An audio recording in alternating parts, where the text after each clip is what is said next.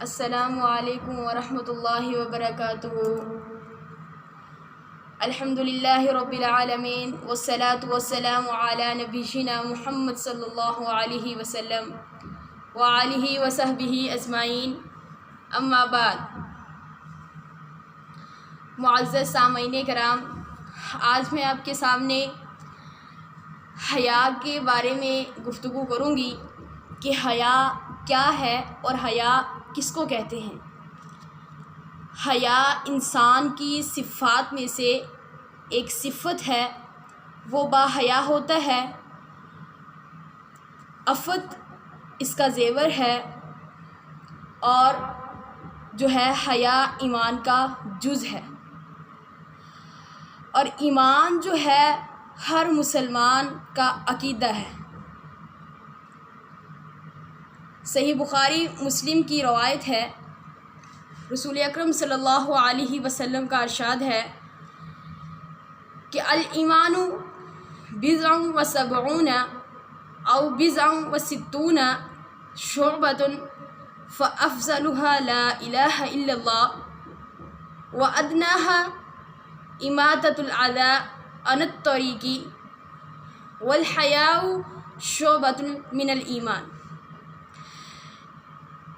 کہ ایمان کی 70 یا 60 سے زیادہ شاخیں ہیں، اور ایمان کی سب سے افضل ترین شاخ اللہ کی وحدانیت کا اقرار کرنا، لا الہ الا اللہ، اور سب سے ادنا شاخ، سب سے کمتر شاخ جو ہے وہ راستے سے تکلیف دہ چیز کو ہٹا دینا۔ نیز فرمایا کہ الحیاء والایمان قرناء جمیعا فإذا رفع أحدهما رفع الآخر۔ یہ مستدرک حاکم کی یہ روایت ہے کہ حیا اور ایمان جو ہے وہ دو ساتھی ہے، جب ان میں سے ایک اٹھ جاتا ہے تو دوسرا جو ہے وہ خود بخود ہی اٹھا لیا جاتا ہے۔ اب اس سے پتہ چلتا ہے کہ حیا جو ہے وہ ایمان کا جز ہے، حیا ایمان کا حصہ ہے۔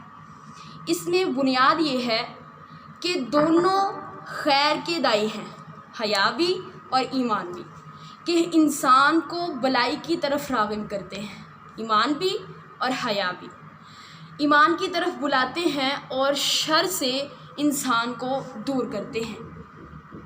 ایمان جو ہے وہ ہمیں اطاعت کے کام کرنے اور گناہوں کو چھوڑنے پر آمادہ کرتا ہے، اور حیا کیا کرتا ہے؟ حیا ہمیں منعم کے انعامات کا شکریہ ادا کرنے اور ان میں صاحب حق کی ادائیگی میں کوتاہی کرنے سے روکتا ہے۔ باحیا انسان، معزز سامعین کرام، نہ تو وہ اپنے جو ہے وہ زبان سے برے الفاظ نکالتا ہے، اور باحیا انسان نہ تو اس کے کام برے ہوتے ہیں۔ تو کیونکہ وہ مذمت سے اور ملامت سے ڈرتا ہے، اسی بنیاد سے حیا جو ہے وہ خیر ہی خیر ہے، حیا میں بلائی ہی بلائی ہے۔ تو سامعین کرام، حیا جو ہے وہ انسانیت کا کیا ہے؟ زیور ہے۔ حیا انسانیت کا زیور ہے۔ تو انسان جب دنیا میں انسان فطری اور طبعی طور پر جو صفات لے کر پیدا ہوتا ہے، ان میں سے ایمان کے ساتھ ساتھ حیا بھی اس کی فطرت میں شامل ہے۔ پھر انسان کے والدین، اساتذہ اور معاشرے کے اور لوگ ہوتے ہیں جو مل کر اس کی ان صفات کو مزید پروان چڑھاتے ہیں یا اس کا مزاج تبدیل کر دیتے ہیں۔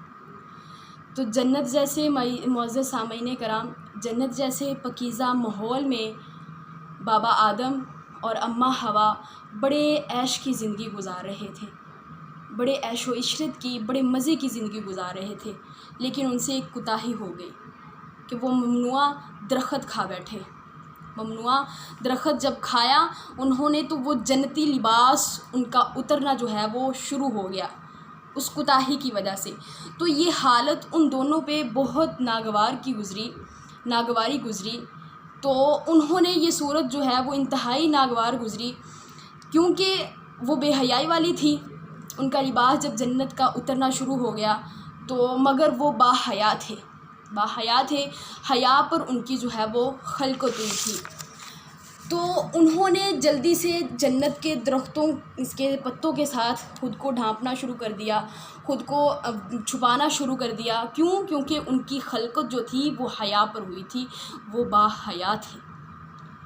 جیسا کہ قرآن مجید میں اللہ تعالیٰ نے سورۃ اعراف میں بتایا ہے کہ پھر انہیں زمین پر بسایا، دانہ پانی گزر بسر کے علاوہ پھر اللہ تعالیٰ نے ان کے لیے لباس بھی اتارا، اور کہا اور فرمایا کہ اے ابن آدم، ہم نے تمہارے لیے لباس بھی اتارا ہے، وہ جو تمہاری زینت بھی ہے، لیکن وَلِبَاسُ التَّقْوَىٰ ذَلِكَ خَيْرٌ، افضل لباس جو ہے وہ بہترین لباس جو ہے وہ تقوی کا ہے۔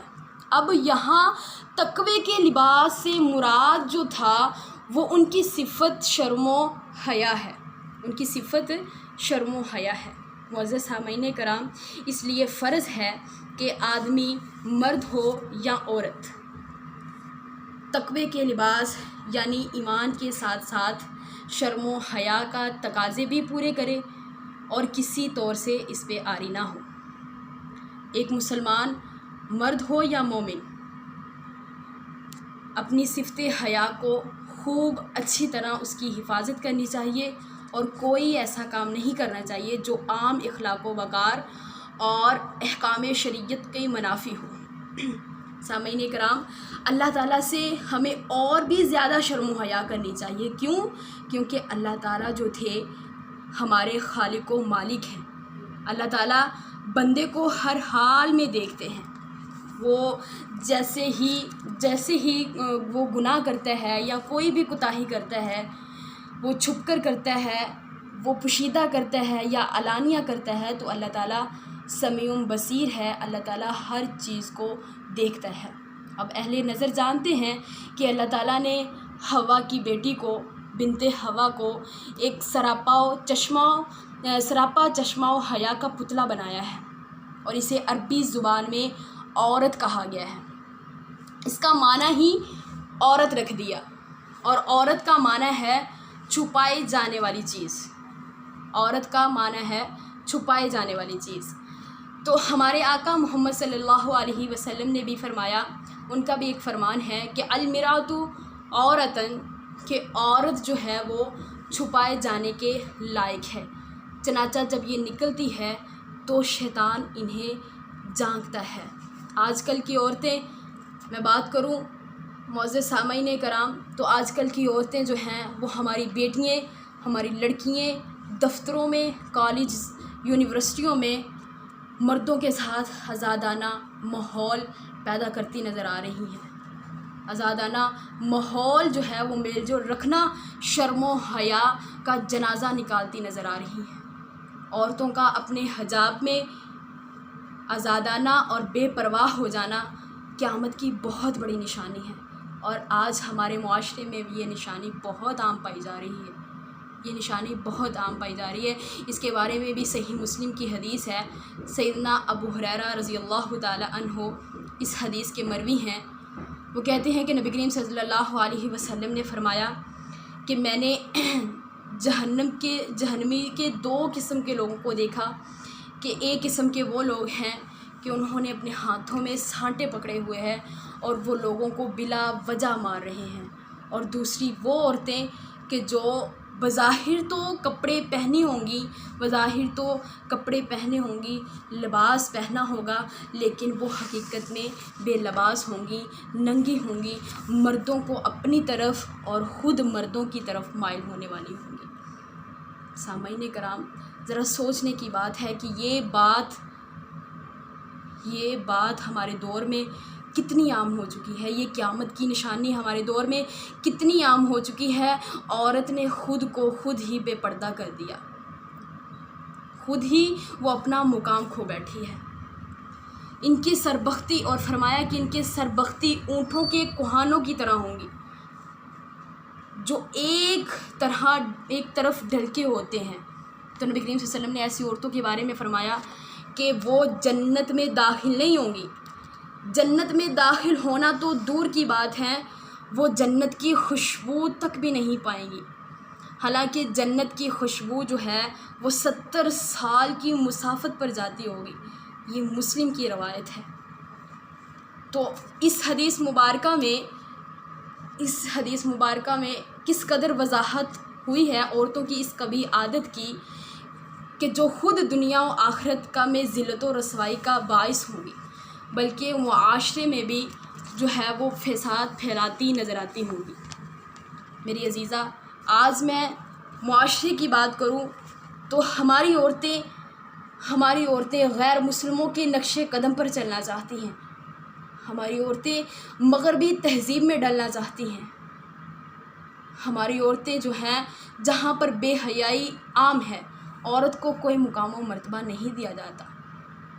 اسلام ایک ایسا مذہب ہے، ہمارا اسلام ایک ایسا مذہب ہے جس نے عورت کو عزت دی، اس کو ہر طرح کے حقوق دیے. اور آج وہی عورت کہتی ہے، گزشتہ ایام کی بات کروں، لاہور میں لبرل عورتوں نے جب یہ دعویٰ کیا تھا اور یہ بات کہی تھی کہ ہمارا جسم اور ہماری مرضی، میں پوچھنا چاہتی ہوں وہ کون سے ایسے مطالبات منوانا چاہتی ہیں جو اسلام نے انہیں نہیں دی؟ وہ کون سے حقوق لینا چاہتی ہیں جو اسلام نے انہیں نہیں دلوائے؟ کیا وہ پاکستان مسلمان معاشرے میں خود کو برہنہ کر کے گھومنا چاہتی ہیں، یا مردوں کے برابر حقوق چاہتی ہیں؟ برائے مہربانی کوئی لبرل عورت مجھے بتائے کہ وہ کون سے حقوق ہیں جو اسلام نے آپ کو نہ دے کر زیادتی کی ہو. بے حیائی بے شرمی کا مظاہرہ کرنے والی عورتوں کو میں کہوں گی کہ یہ آپ نے اسلام سے پہلے کیا عورت کی تاریخ کو پڑھا ہے کہ ہندو، عیسائی، یہودی جو ہیں وہ کیا کرتے تھے؟ وہ عورت کو زندہ درگور کر دیتے تھے. وہ بچی پیدا ہوتے ہی عورت کو زندہ دفن کر دیتے تھے. لیکن اسلام نے آپ کو عزت دی، اسلام نے آپ کو آزادی بھی دی. اسلام نے آپ کو منحوس نہیں کہا، جبکہ ہندو آج بھی آپ کو منحوس سمجھتے ہیں. اسلام نے آپ کو منحوس نہیں کہا. اسلام نے عورت کو آپ کو گھر کی ملکہ بنایا ہے. اسلام نے آپ کے قدموں تلے جنت رکھ دی ہے. آپ چاہے کسی بھی روپ میں ہیں، بیٹی، بہن، بیوی یا ماں کے روپ میں ہیں، ہر روپ میں اسلام نے آپ کو عزت دی ہے. 4 دیواری کا تحفظ دیا ہے، جائیداد میں حق دلوایا ہے، جبکہ آپ کو جائیداد میں حق بھی نہیں ملتا تھا.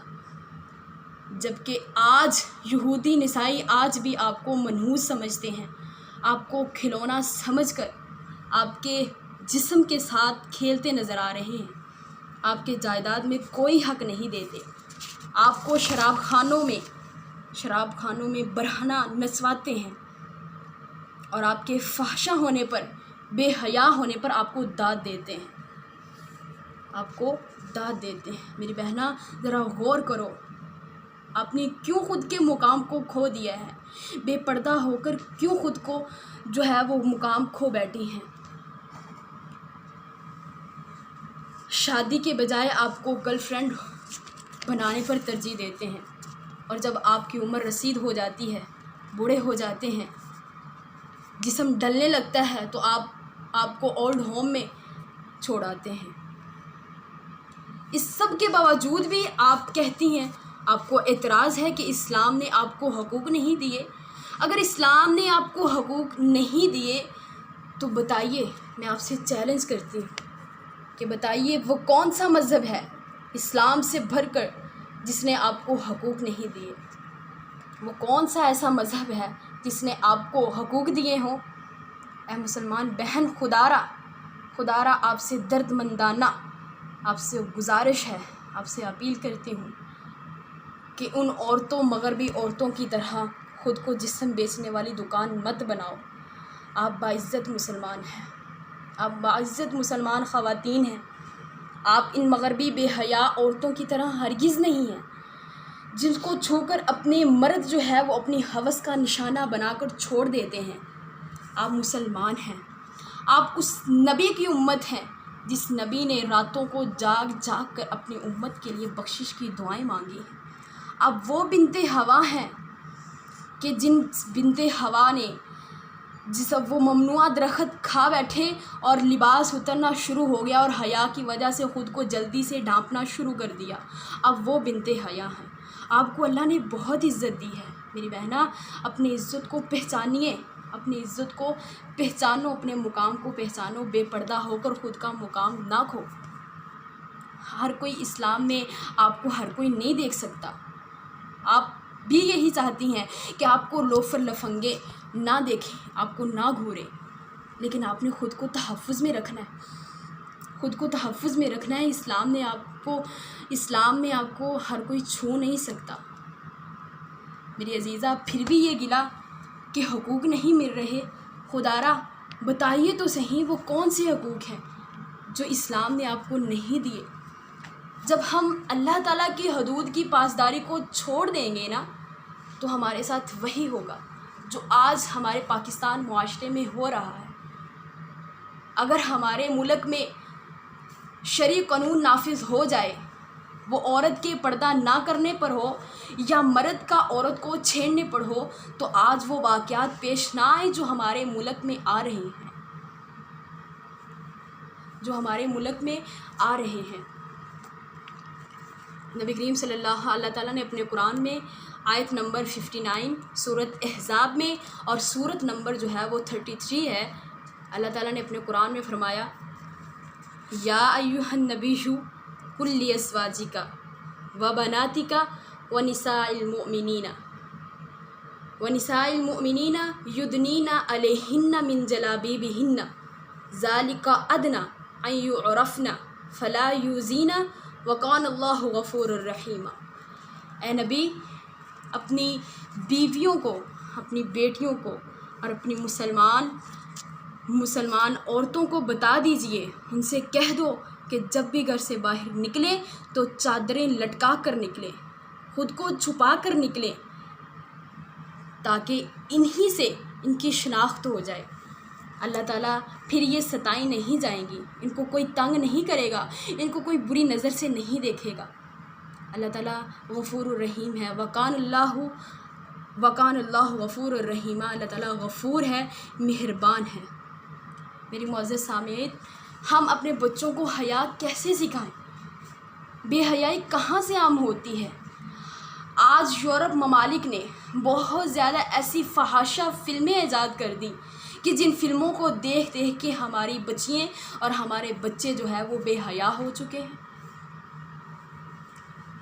ہمارے خاندان میں، ہماری فیملی میں جو ہے وہ فلم لگی ہوتی ہے، ڈرامہ چل رہا ہوتا ہے، کوئی ایسا بے حیائی والا سین آ جائے تو اس کو دیکھنے میں سب دیکھتے ہیں اور اس میں دیکھنے میں کوئی اور محسوس نہیں کرتے۔ ادھر سے ہی بے حیائی عام ہوتی ہے، ادھر سے ہی فحاشی عام ہوتی ہے۔ آئے میں آپ کو بتاؤں کہ ہم اپنے بچوں کی اصلاح کیسے کریں، ہم اپنے بچوں کو حیا کیسے جو ہے وہ سکھائیں، حیا والی زندگی اپنے بچوں کی کیسے بنائیں۔ ان کو نبی کریم صلی اللہ علیہ وسلم، صحابہ کے اور صحابیات کے قصے بتائیں، ان کو واقعات بتائیں۔ حضرت عثمان رضی اللہ تعالیٰ عنہ کتنے باحیا تھے۔ آپ صلی اللہ علیہ وسلم نے ان کے بارے میں فرمایا کہ میں ان سے حیا کیوں نہ کروں جن سے آسمانی فرشتے بھی حیا کرتے ہیں۔ ان کو صحابہ کے واقعات سنائیں، اپنی بچیوں کو صحابیات کے واقعات سنائیں۔ حضرت فاطمہ الزہرا رضی اللہ تعالی عنہا، ان کے پردے کے بارے میں بتائیں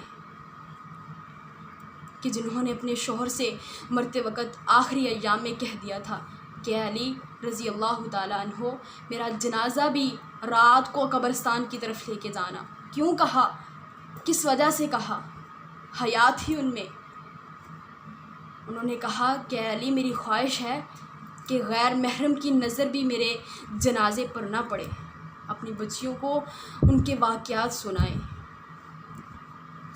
ان باحیا کے واقعات سنائیں، تاکہ ہماری بچیاں بھی باحیا کی زندگی گزار سکیں، بے پردہ زندگی کو نہ گزاریں، اپنی زندگی برباد نہ کریں۔